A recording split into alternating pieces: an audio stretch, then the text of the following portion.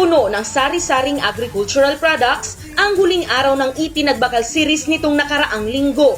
Tampok ang mismong mga produkto ng mga Irigenyo at ng Ilian tribe, mayroong kamote, kamoting kahoy, mga gulay tulad ng upo, bagyo pechay, ampalaya, carrots, repolyo, kalabasa, mga prutas tulad ng iba't ibang klase ng saging, at napakarami pang iba.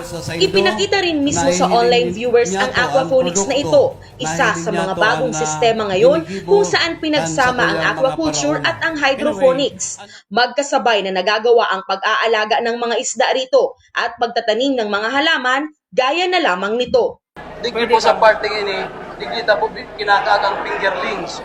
Within 5 months, pwede po i-harvest tinda na mayo po itinataong pagkakan dahil ang pagkakan nila haliman sa po digdi sa tuyang mga pananom sa itaas.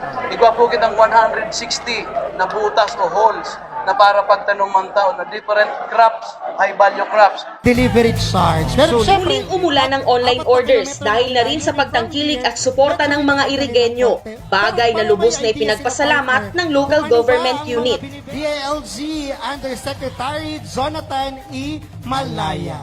Rayna Aldaw po kaninyong amin. It's my pleasure to join you today for this online celebration of 2021 Tinagbak Festival. Pray for the Sa programa, nagpaabot din ng pagbati ang kapwa Irigenyong si Senador Laila de Lima. Happy Tinagba Festival kay Mayor Mads, the entire... May mensahe rin si mismong Vice Presidente Leni Robredo na hindi rin matatawaran ang tulong na ipinapaabot sa mga taga-Iriga, lalo pa ngayong mayroong pandemya.